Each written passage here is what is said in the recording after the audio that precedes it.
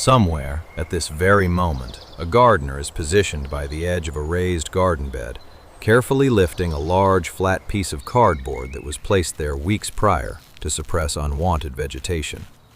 Beneath this cover, the soil is teeming with life. Earthworms, glistening and numerous, are gathered right at the surface. A smile spreads across the gardener's face, confirming their belief that the soil is thriving and the cardboard method has been successful. However, before applying another sheet of cardboard, a critical question warrants consideration.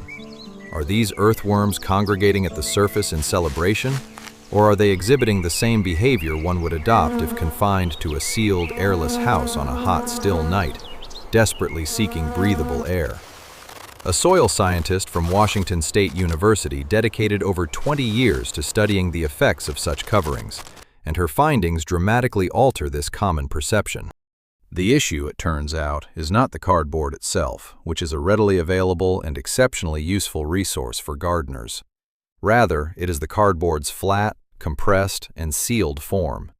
Understanding this distinction, the difference between cardboard as a physical barrier and cardboard as a porous sponge, unlocks a remarkable and surprisingly simple approach to soil enrichment, which begins not in the garden, but on the kitchen stove.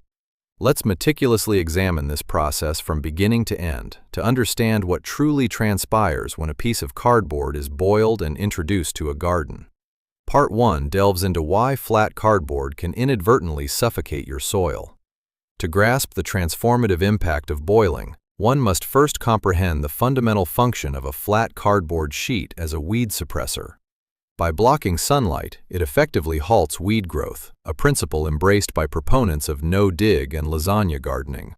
Dr. Linda Chalker Scott, an extension horticulturist at Washington State University with over 2 decades of experience researching mulches, led a controlled greenhouse experiment. This study compared the air exchange rates between bare soil and various covering materials, including wood chips, landscape fabric, plastic film, and cardboard. The results were striking. A single flat sheet of cardboard reduced the exchange of oxygen and carbon dioxide in the soil by approximately 10-fold compared to permeable wood chips. This is a profound revelation, as soil is not inert but a living entity that breathes. Plant roots, microscopic organisms, and earthworms all require air. Earthworms in particular respire through their skin, necessitating both air and moisture. Covering the soil with a flat, wet, and decomposing sheet can effectively deprive this subterranean ecosystem of essential oxygen.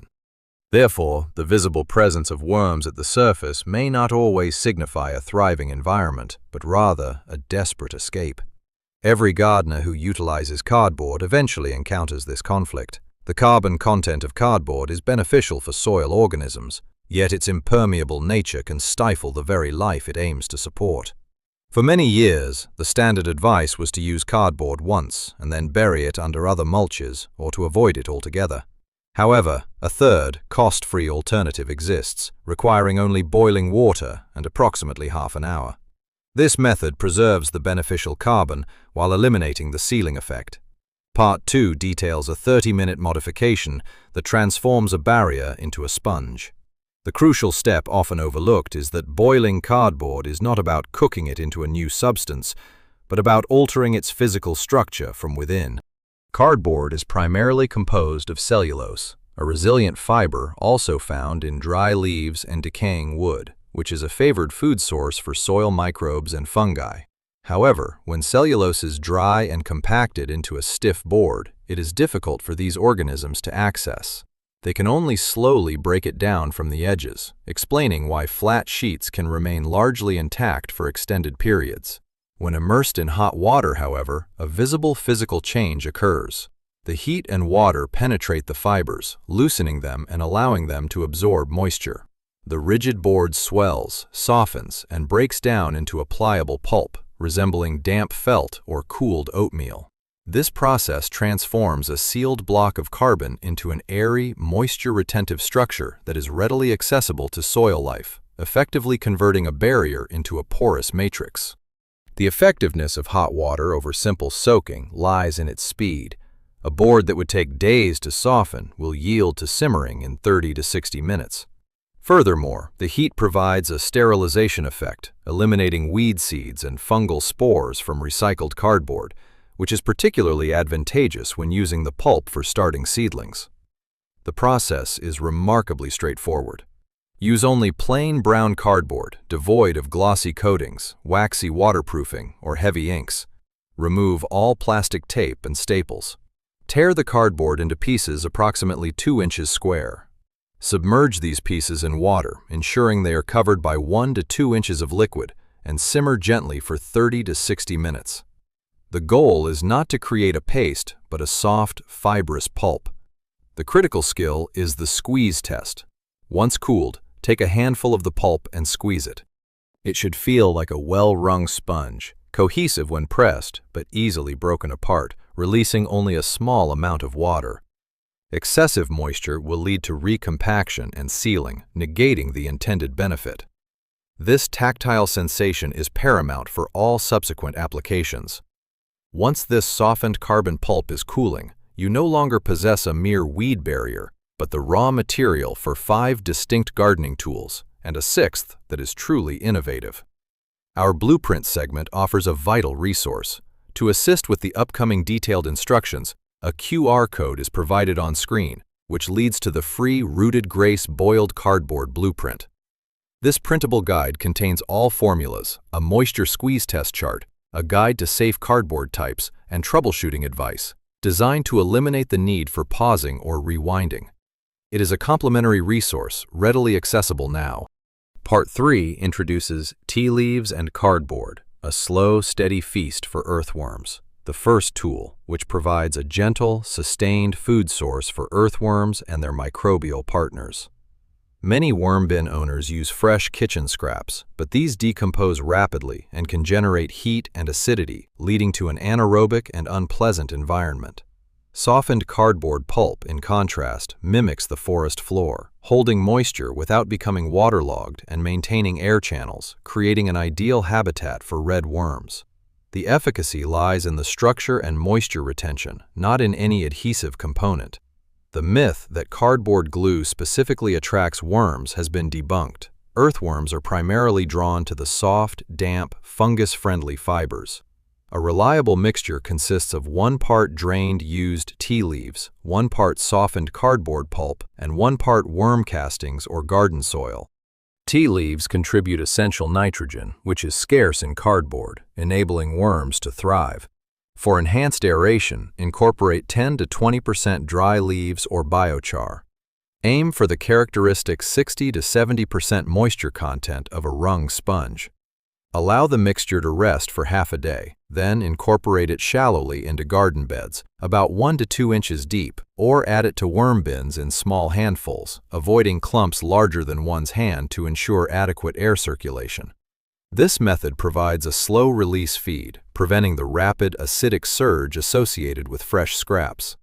It emulates the gradual decomposition of leaf mold in a forest, rather than a pile of rotting waste.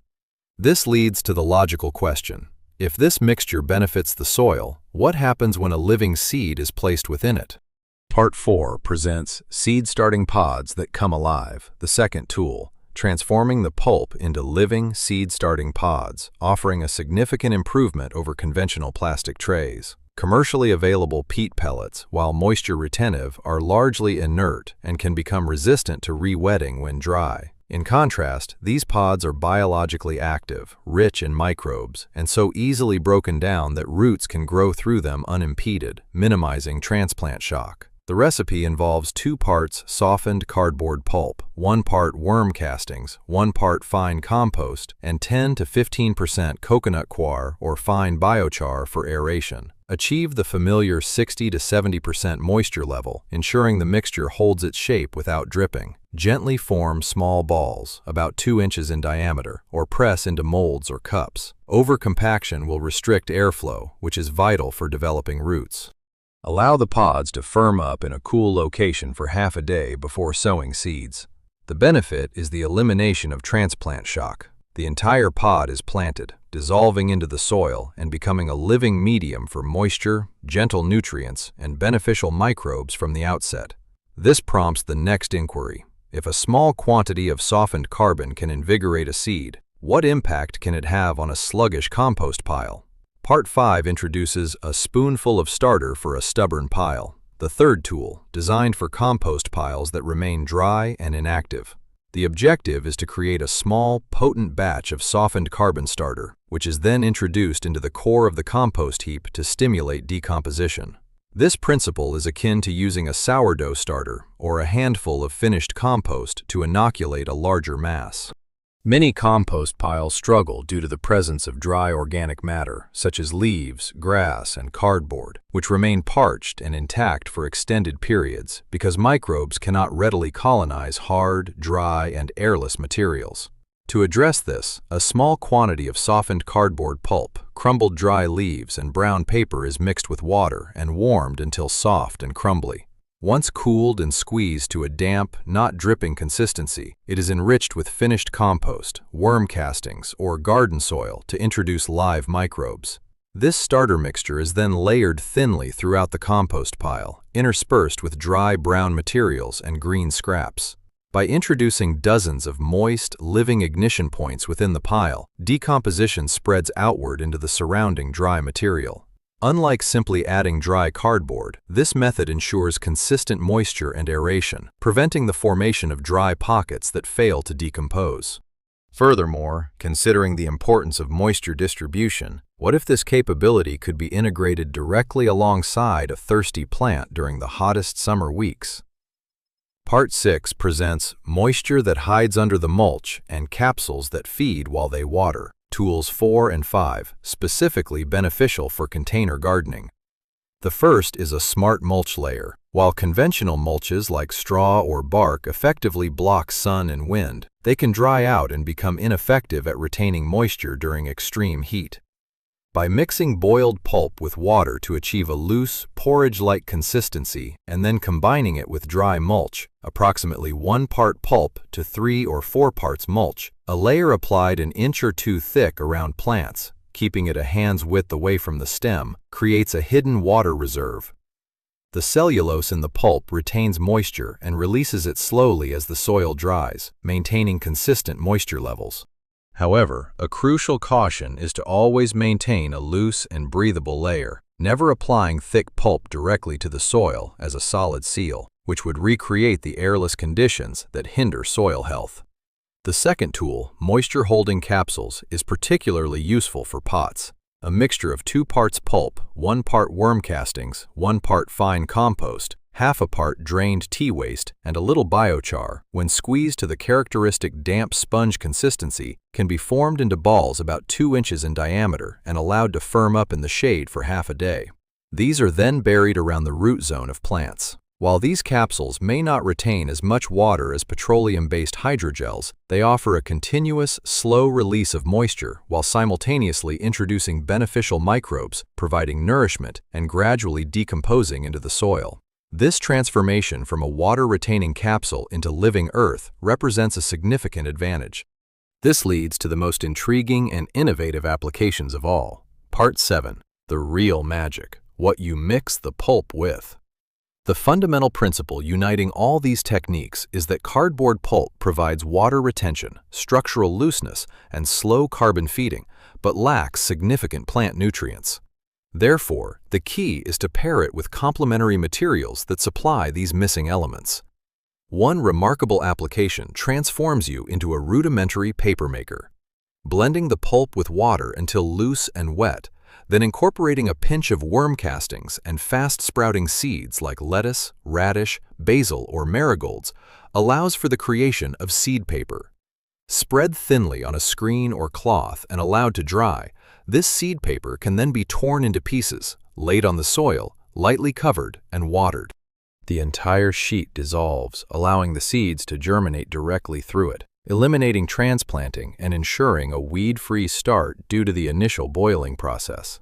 This method is accessible even at the kitchen table, requiring no strenuous physical activity and allowing for convenient storage.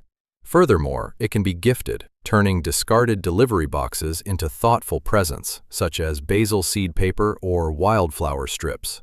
For those with wood stoves or fire pits, a potash pellet can be created by mixing pulp with wood ash and biochar, providing a slow-release source of potassium. However, it is critical to use wood ash sparingly due to its alkalinity, keeping it away from acid-loving plants and avoiding it entirely in alkaline soils. A final, almost magical application involves using softened, sterilized cardboard as a substrate for growing oyster mushrooms.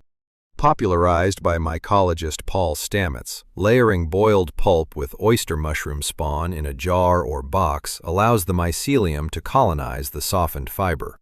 Once fully run, the colonized cake can be buried in the garden bed, effectively introducing a fungal network that facilitates nutrient and water transport between plants and enriches the soil in ways that are still being explored. All of this originates from a simple cardboard box.